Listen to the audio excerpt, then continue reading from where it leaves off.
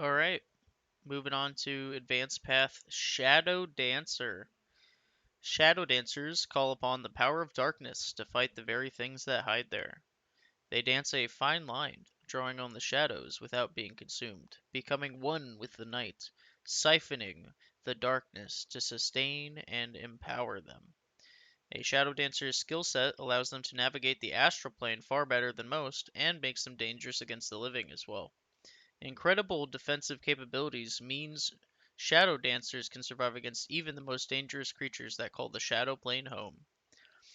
Drawing on the power of Shadow does not make the Shadow Dancer a friend to beings native to the Shadow Plane, and enemies may come looking to cast the Shadow Dancer out of the safety of their dusk. Requirement Rogue Focus. So Shadow Dancer is a really neat pathway. I haven't encountered somebody who plays a Shadow Dancer yet. Um, I've actually played 2 events now since returning to ShiftedLands, and I don't think I've had the chance to encounter one yet. They're a very neat pathway. They remind me a lot of Filtered, but in terms of a unique, very unique, specific playstyle where you're like, I'm doing this like one type of thing. But we'll jump into the skills. So, but build to body ratio is half, 2 to 1 here. Pretty neat. Pretty okay body ratio to be honest. Shadow Dance. This allows you to skirt the astral plane, which basically means you become invisible to the naked eye. When nearby reasonable shadows or darkness. Reasonable, it's within reason. If you're in the middle of the day, it's kind of hard to justify walking in the forest that something's a shadow or not. It's typically good to use this a lot more at night. You may move about in shadows at any pace you desire, but the noise can still be heard. So you're effectively invisible, but that doesn't mean that you don't make noise or that you don't leave footprints and stuff. It is not possible to defend yourself while shadow walking against an actual astral being. So you're skirting the astral plane, which means that astral beings can essentially see you, and if they so chose, they could attack you. It doesn't come up very often. Like 99% of the time, this skill is I am invisible. Cost is 1 knavery or 1 body per step or second, whichever is more expensive. And when they mean whichever is more expensive, they're not talking about the knavery or the body. They're talking about how many steps you take. So if you're full sprinting and you're taking 3 steps a second, you're paying per step. But if you're like walking at a slow pace and you're taking 0.5 of a step every 1 second, like you're really reaching with every step, then you're paying it per second. So whichever one is more expensive. Only while moving. There is no cost while being stationary. That's important. It will become relevant later, but there is no cost when remaining stationary to do this. So if you want to shadow dance and then stand still, so like you just want to be invisible and stand still, totally valid. You aren't paying any extra cost to do that.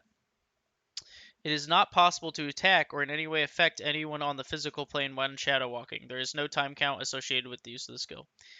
Now, if you have a different way of shadow walking, which, hint, dark elves have it as a racial, besides this skill, you gain regeneration while in complete darkness while shadow walking.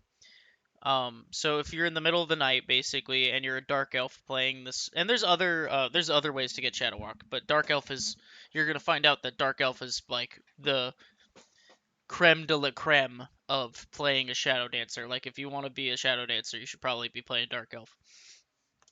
Regeneration, if we go to racial troll, I believe racial troll, trolls have this as a racial, so you can go look up what that actually means. But it essentially means you get 1 body per minute, which means you can't bleed out. Which you can't bleed out while you're shadow walking. It's neat though. You're gaining. It's just an extra advantage. It's pretty neat. That's super cool. For 5 build, being able to shadow walk at 1 body or 1 knavery is pretty neat. Pretty good. So Dark Elves do this as a racial, so when they get this skill again, they gain regeneration, which is better. It would be kind of weird to have 2 skills that did the same thing. Uh, No costs when remaining stationary. Important for when we get to it. Shadow Dancer, one with the dark. Shadow Dancer may better observe and sneak while skirting the astral plane. While skirting the astral plane, a Shadow Dancer may behave as if they are fully ascended, including seeing into the astral plane. So when you skirt into the astral plane, you're just kind of like turning invisible. You can't see into the astral plane, i.e., like astral projection or astral vision. So this skill allows you to actually see into the astral plane when you're skirting, which is sweet. In addition, this skill allows you to pounce your target for double damage once for each opponent you face while you are in darkness. So while you are in darkness, this will double any skill that is added as well. While you are in darkness, which doesn't mean that you have to be shadow walking per se or being ascended. You don't have to be skirting to be able to pounce. You just have to be in darkness. So at nighttime, which, by the way, I played my first weekend event this past weekend, and it was dark as hell. And I can definitely see why, like, a lot of the time this is a very relevant skill. Uh, it was awesome to be like walking around at nighttime in like a camp and playing LARP. It's pretty awesome. I could see how cool this would be to have this skill during that time. Pounce is really good. If you don't know what Pounce does, it essentially just you don't make a call. You essentially just double whatever damage numerical damage you were going to do. So if you're going to do 100, you just do 200 instead. Um, Once per each opponent you face while you're in darkness. Okay, so you can't pounce a bunch of times. You get a pounce against one guy each. But if you're up against 10 goblins and it's the middle of the night, you could probably pounce against every single one of those goblins once, which is pretty neat. This will double any skill that is added as well. So if you had weapon mastery and you added 100 extra damage and you pounced, you would have 200 extra damage on top of whatever you were base swinging. That would also get doubled as well. Pretty solid skill, just being able to pounce at nighttime. That in and of itself is a solid skill. Being able to effectively act as if you were fully ascended uh, is pretty freaking sweet, including seeing in the master plan. That's pretty neat. Now we get to a very unique skill. So far we didn't really, there's some costs, knavery or body for moving, and there wasn't any cost associated with this skill. This is a neat skill, Extinguish. Shadow Dancer may extinguish a touched light source, magical or non-magical, for one knavery, which is like neat. That's actually pretty neat. And it seems relevant that like if you were in a room with a bunch of lights and you care about being in darkness, that you're able to like you have some kind of mechanic to be able to get rid of the light. Like that's very probably important. And it's for dirt cheap too, one knavery. So that's relevant. That's cool. And it's just a neat thing. Like there's not a whole lot of people that can just be like bloop gone. The Shadow Dancer may alternatively spend one rogue to throw unnatural inflict darkness. If the Shadow Dancer would normally be hurt by touching a light source, they may touch it without injury only if they immediately use the extinguish ability. Unnatural inflict darkness. I need to go read what that does because I'm pretty sure it doesn't mean that you can't hit somebody with it, make it blind. I'm pretty sure it just gets rid of light effects.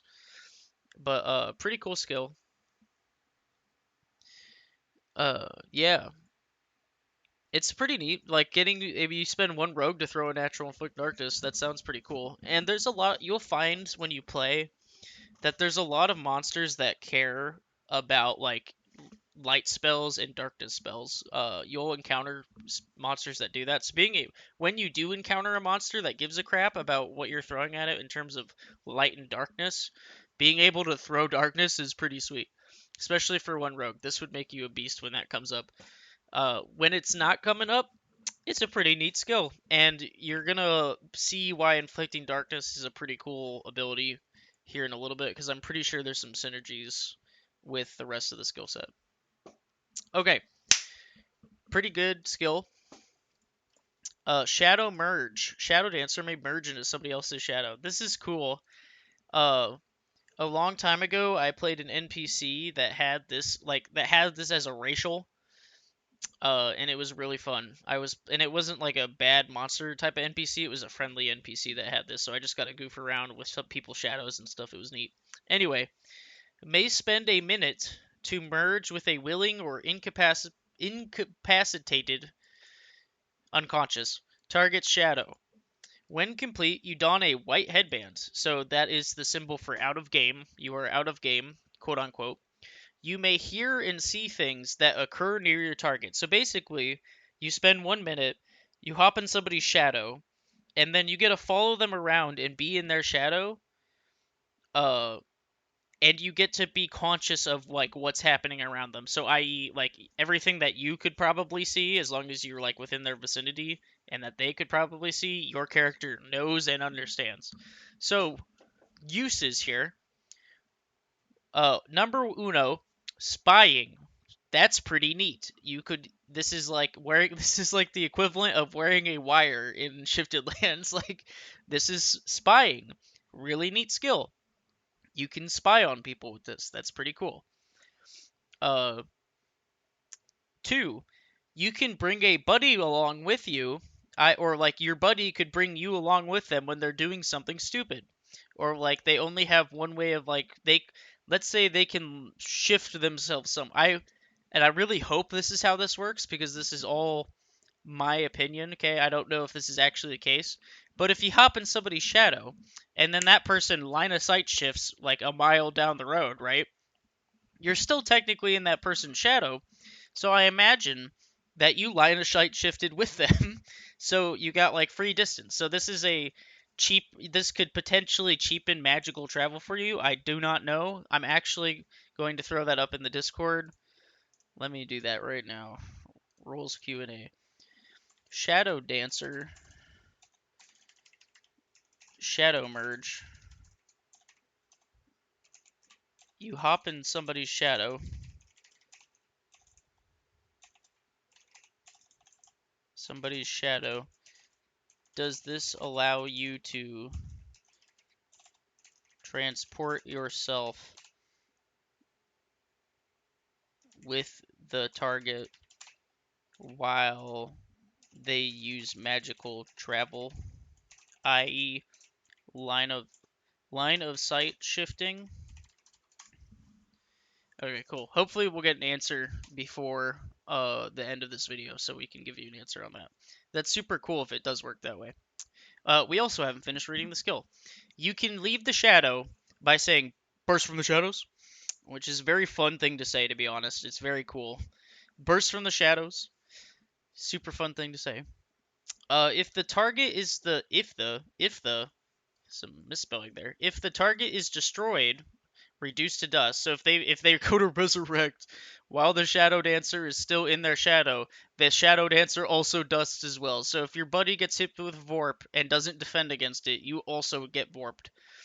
I don't imagine that you have a way of defending against that either, so you still dust. If the target is struck by a create light spell, the shadow dancer is forced out of the shadow. Makes sense. It's pretty neat. If you think somebody's spying on you, throw a create light spell at them and see what happens. Pretty sure it's like a one cost spell. So, yeet. All right. Super sweet skill. Super neat. Hopefully we'll get an answer on line of sight shifting while in somebody's shadow. That's pretty cool. Or like stepping through a portal. Like, do you step through the portal with them too? Like, I imagine, and it makes sense that that's how that works. But I know the rules can be finicky sometimes, so it's better to ask. Now we get on to the meat and potato. Oh, 5 rogue, by the way. 5 rogue to do that. Uh, that's pretty worth it, honestly. Especially if you're trying to do something sneaky or roleplay wise, like spying. Like 5 rogue, that's pretty decent amount to spend on doing an effect like that. And it's a 1 minute, I believe. Yeah, you have to spend a minute. Like I was playing when I played an NPC, I could do it instantly, and it was like way before this skill came out too. Like this is a relatively newer pathway. Uh, I was playing a cat. I was playing like a black cat on a Halloween event or whatever, and I could just instantly jump into somebody's shadow and instantly burst from somebody's shadow, so it was neat. Uh, but like spending a minute to do that is still just as good. Like you don't get to like hop around and do stupid stuff in combat with it, but like that's pretty much the point. Is that this is for roleplay or cheating the cost of magical travel, hopefully.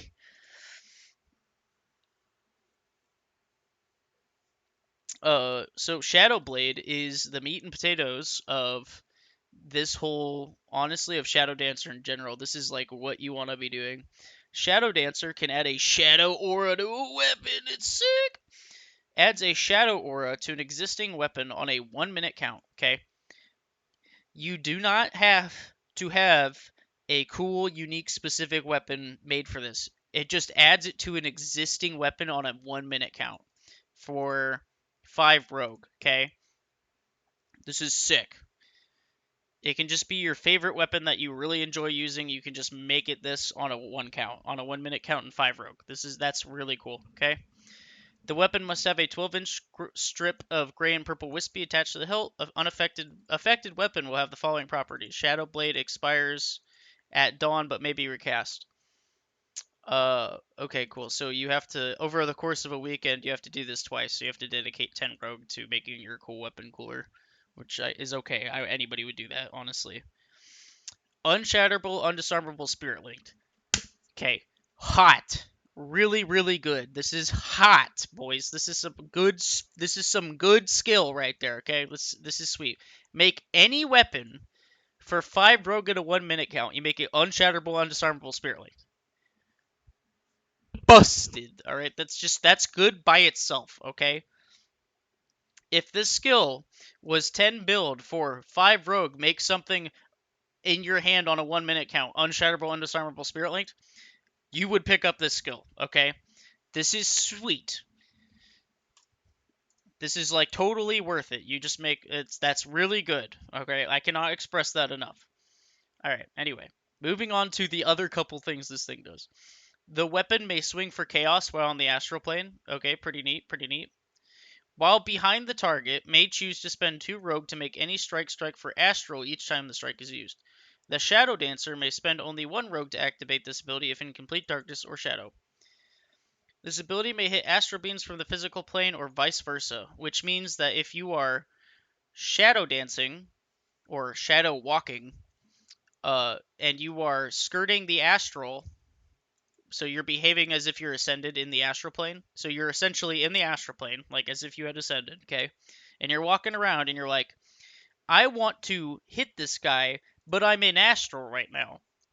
How do I do that? Because you cannot, people from the physical plane can't attack you if you're in astral, and you can't attack people from the astral plane if they're on the physical plane, right? That's how the astral stuff works. So when you get to strike for astral, you make your strike astral.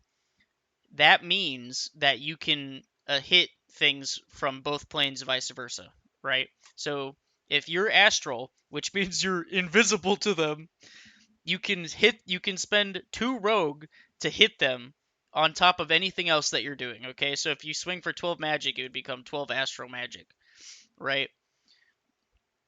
Or I imagine this works with a skill. I would hope this works with skill, so you could do like 12, and if they're invisible, if you're invisible, there's a pretty good chance that you can easily get behind them, so you don't actually throw Slay, you throw Death Blow. So this could be Death Blow Astral, this could be Astral Magic Death Blow. If you swung for Magic Death Blow instead, you could spend 1 rogue. And what that's also sweet is that at nighttime this is essentially 1 rogue. And if in complete darkness or shadow, okay, so period, any point in time, no matter if it's daytime, you can spend 2 rogue to strike for astral, okay? When you're behind the target specifically. So, at nighttime, when you are shadow dancing, you can spend 1 rogue to activate this ability. So, right? So the prerequisite to being able to shadow walk and shadow dance or whatever is that it's like you're in shadow and darkness. So I imagine this applies all the time when you're doing that. But yeah, 1 rogue. Sweet. This ability may hit astral beams from the physical plane or vice versa. For example, blah blah blah. Okay, if the user or the weapon is struck by a create light effect, the entire effect is dispelled. Okay, so you don't want to be hit as a shadow dancer. You do not want to be hit with the create light effect. Let's just get you're about darkness and being darkness, and when you get hit with create lights, it sucks. But that's okay, because how many people are going to throw create lights at you? Only the smart ones. And Yeah, only the smart ones are gonna throw create light at you if they're gonna catch the fact that you're a shadow dancer in the first place. Which if okay, you get hit by a create light, whoop-de-doo. You spend another minute and 5 rogue to make your sword again. Not that big of a deal, honestly. Super cool. Super good skill. So that's like the whole. This is the meat and potatoes of what you're doing, right? Like you get to do some neat, cool stuff with shadows. This is what you're playing Shadow Dancer for the most part. Is you're getting this cool Shadow Blade. Super sick skill. All right, Shadow Step. So this is neat. So this is if you understand dryads or tree people from other role playing or tabletop type situations or fantasy, right? You understand that tree people or like nature spirits or dryads or druids even can walk from like one tree and they can like walk into one tree and then appear from another tree. This is the same type of thing, but you're doing it with shadows. So you can disappear into one shadow and reappear out of another. Each time the per use cost is paid for 20 rogue. So this is a lot of rogue, to be honest. This is a lot of rogue to be doing this, but it's really good for a reason. Okay. The shadow dancer may call shadow step and enter a body-sized shadow on a 3 count. Then place a white headband on their head. They may then take up to 10 steps while out of game and call shadow step again to emerge instantly from another body-sized shadow. If no other shadow can be found within 10 steps, they emerge from their original shadow. Okay. So you're looking at this and you're like, Solomon, I'm spending 20 rogue to walk 10 feet without getting hit. And you're like, that sounds really awful. And you would be correct if that was the only way that this skill worked. But it specifically says it is possible to traverse magical and physical barriers with this ability, okay? Which makes this skill 20 times better. Okay? This is neat. There are, I think Filtered had maybe a similar ability, but it was like getting through wards and stuff, like magical barriers, okay? This is this makes it possible, which I'm gonna be honest with you, at nighttime, there's probably a really good chance that on the other side of a given door there is a shadow within 10 feet of the door. Like, fairly good chance. Um, Especially for what you want to be doing. So this is how a shadow dancer, like a shadow dancer from looking at it, this is very spy or assassin-y. All right, we're looking at that. Like that's kind of the role play that you're looking at for this. Like you care about being in darkness, you care about attacking out of darkness. Being able to move, having a unique way to get through barriers is very important for that kind of role play with like being an assassin and like sneaking through doorways and getting past guards and stuff. Okay, like that's super good. And it makes it so much better because there's a ton of skills in the game that is like, yeah, you can call a thing and then you can move 10 steps and then you can call another thing and you can't, but you can't travel through things with it, okay? There's like a ton of those things. Those are a dime a dozen. But things that let you move through barriers, very rare, okay? Very, very rare. It's very good. Very much worth 20 rogue, okay? Um, Really bad if there isn't a shadow on the other side. Definitely want to try and confirm that if you can, or make a really valid assumption. But still, really good skill when it works. Uh, while out of game, Shadow Dancer, or you're spending 20 rogue to run away from a bad guy. Like, still pretty good. Like, I'd much rather spend 20 rogue and be away from a guy instead of getting warped 3 times and having to spend more pool on that, right? Pretty relevant. Okay, while out of game, Shadow Dancer is not able to see, hear, or communicate with other players. Player must inform plot either before or as soon as possible after the use of this ability if used to access normally inaccessible areas. Uh, I'm gonna go ahead and say that like 99% of the time, you're gonna want to grab a plot marshal and be like, "Hey, this is my game plan. I'm going to shadow step through this wall in hopes of finding a shadow." Uh, like you're gonna want a plot marshal there, honestly. I would not do this without a plot marshal around you. And it's not too hard to find one really quickly to be like, hey, does this work? But yeah, bring a plot marshal with you, honestly, before or as soon as possible after you use this ability if used to access normally inaccessible areas. If you are sneaking through something, you're probably gonna want to have a plot marshal there, basically. Shadow form. This is sick. Special cost. Shadow Dancer may mask their appearance. So just like how Shadow Blade was kind of like the meat and potatoes, this is also the meat and potatoes. You get Shadow Blade and Shadow Form. Shadow Form. The Shadow Dancer may use the illusion of shadow to mask their form. They may use the following abilities on their self only by paying the per use cost. If the Shadow Dancer touches a light construct without extinguishing it, or is struck by a create light, these effects immediately fade. So you dodge create lights basically, as if you're playing Shadow Dancer.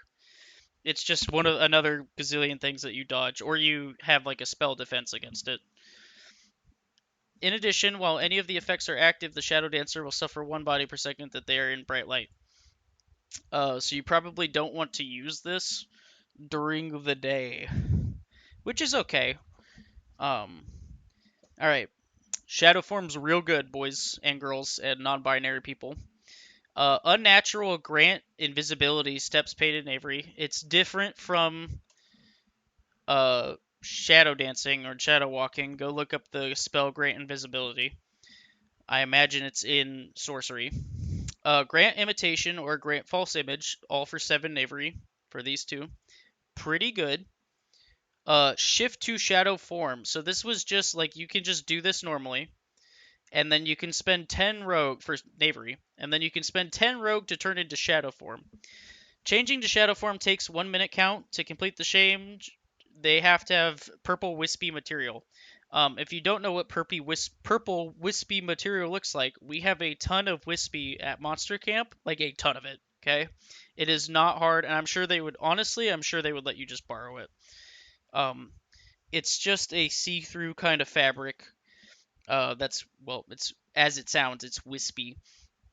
Anyway, leaving shadow form is as fast as the shadow dancer can remove the wispy. That's neat. So 1 minute and 10 rogue to be able to turn into shadow form. You can leave shadow form as fast as you can remove the wispy off of your body, which is neat. It says must don purple wispy material. I see people wrap it around their legs. I've seen people. I would assume people wrap it around their legs. I assume people would wrap it around their waist of some kind, or maybe wear it as like a headdress piece or something. I don't know, but I'm pretty sure they kind of leave that up to you. But it's got to be pretty clear that you're wearing purple wispy. Uh, take a body per second that you are in bright light. So again, you probably don't want to be doing this during the day. Affinity Shadow Steel. Shadow Steel is a Foig thing, okay? It's Foig. Go figure it out in game. But I know what Affinity is. Affinity is +2. I think it's +2 damage and undisarmable while you're holding it.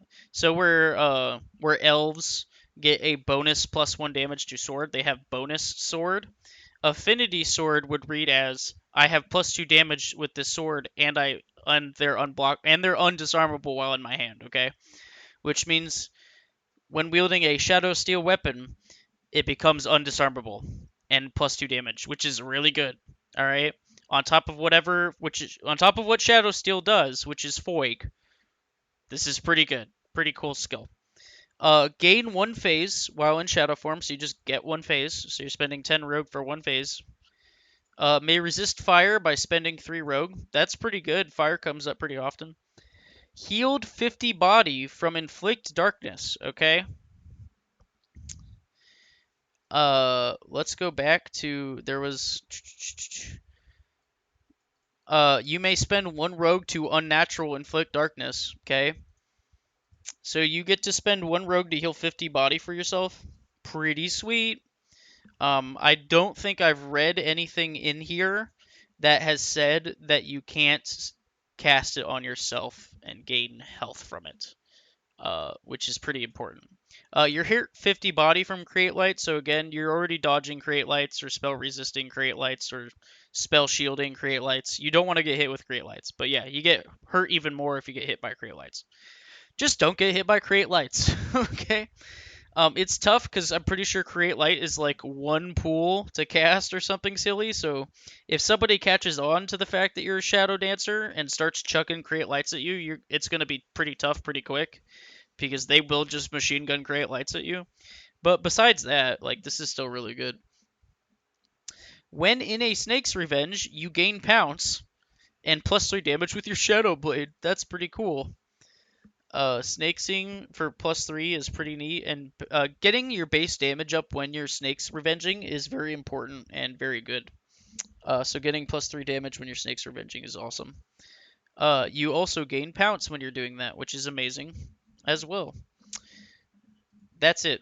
So for 10 Rogue, you're getting 1, 2, 3, 4, 5, 6, 7 beneficial things, and you're getting hurt 50 body by Create Light, whatever.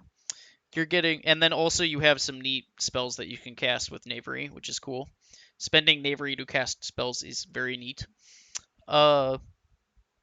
This is all overall.